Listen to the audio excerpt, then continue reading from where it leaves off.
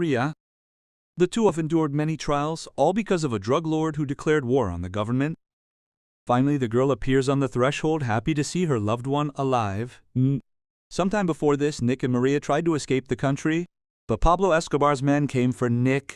He was taken to the boss' estate, and the man gave him a task.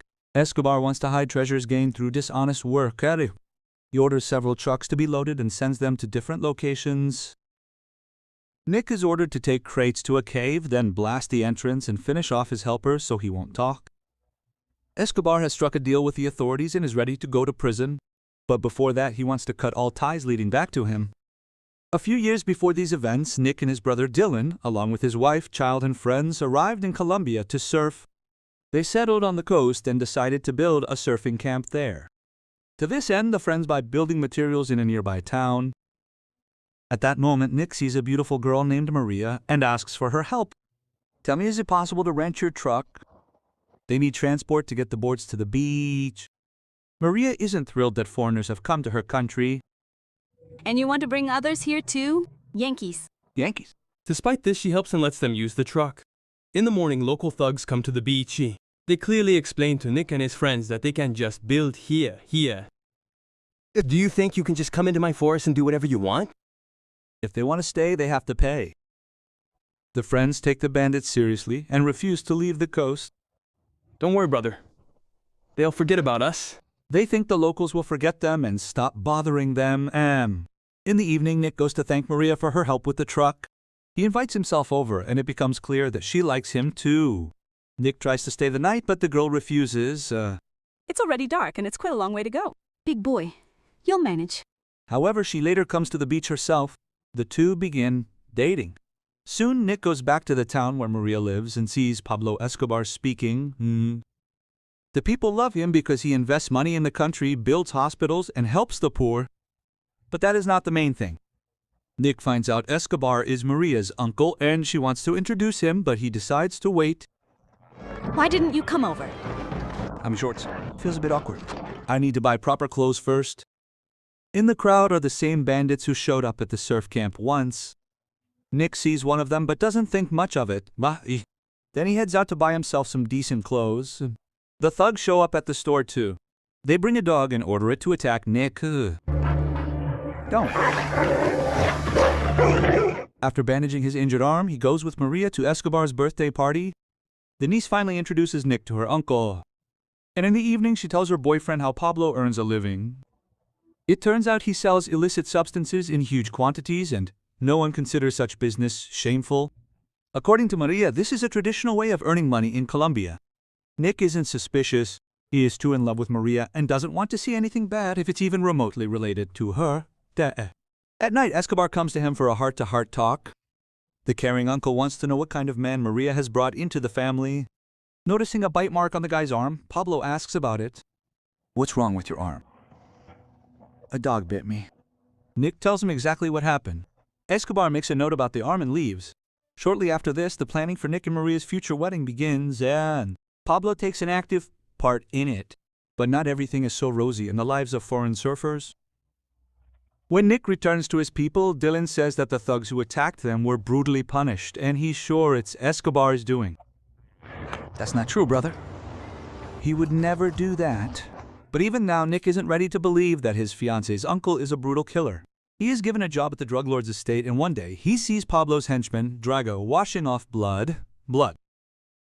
It finally becomes crystal clear to Nick that the powder Escobar sells isn't powdered sugar at all, and the kind uncle's business is built on blood. To avoid getting dragged into all this, Nick suggests to Maria that they leave the country. "Come with me. Let's go back there."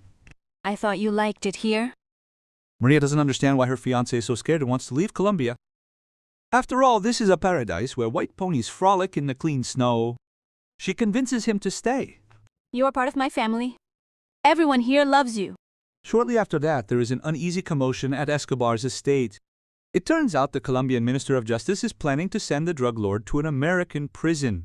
Yes, at that time it wasn't yet customary to kidnap influential people from a neighboring state. Because of this, Escobar orders them to leave the estate. Until they find safe housing, they are sent to stay with Dylan. For self-defense, he is given a pistol. But when Dylan finds the weapon in his brother's things, he starts to freak out. What is this for, self-defense? Do you take me for a fool? Their argument is interrupted by news that the Minister of Justice who is going to put Escobar away has been killed. It is logical that this crime is attributed to Pablo. After this event, it became clear that the drug lord had declared war on the government. After a while, Nick and Maria are moved into their own home. Tensions are running high. A bounty is placed on Escobar's head, but he doesn't appear.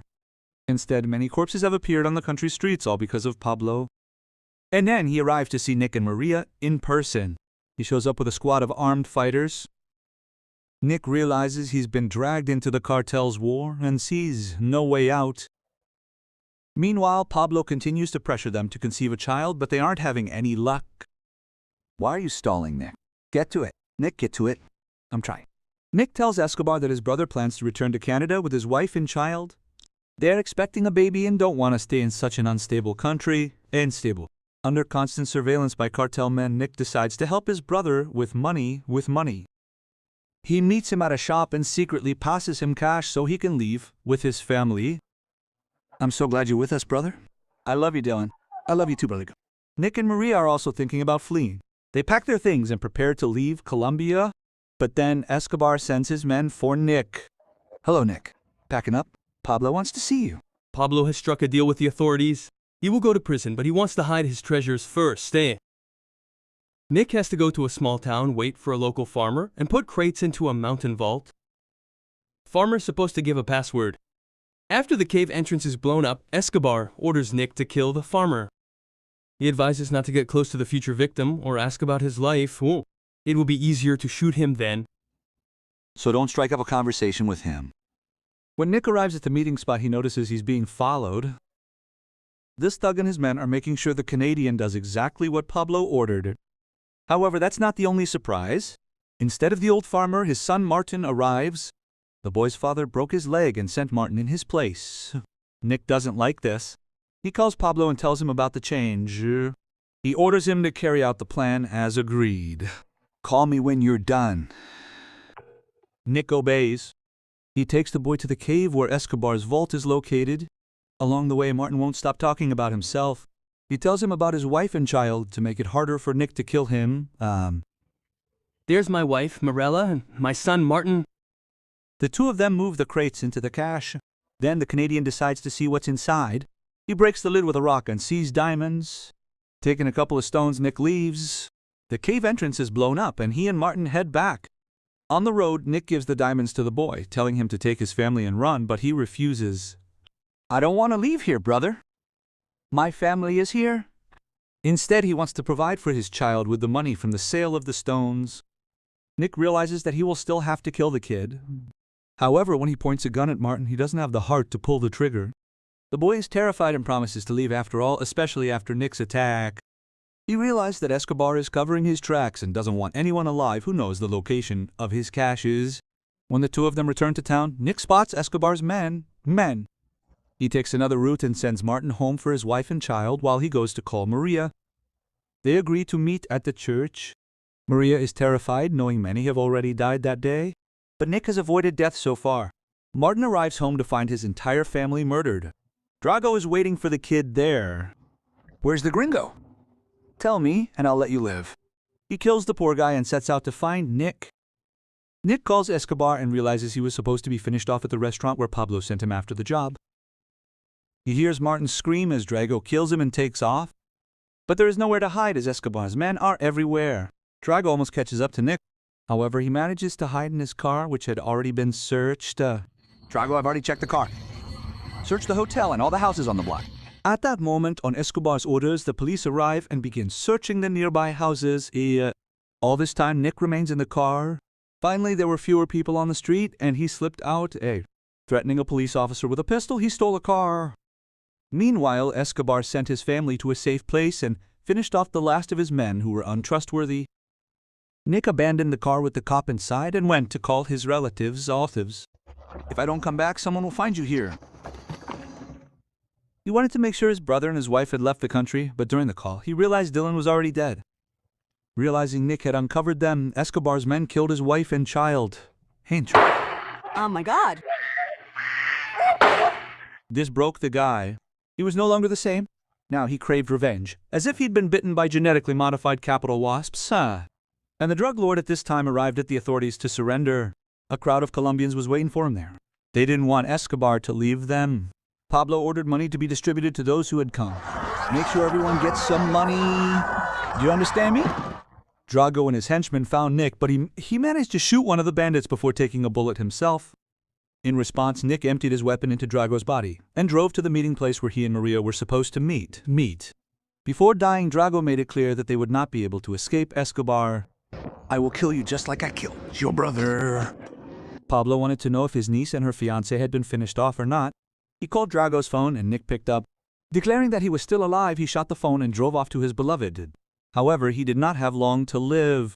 When Maria saw the state he was in, she ran to call for help.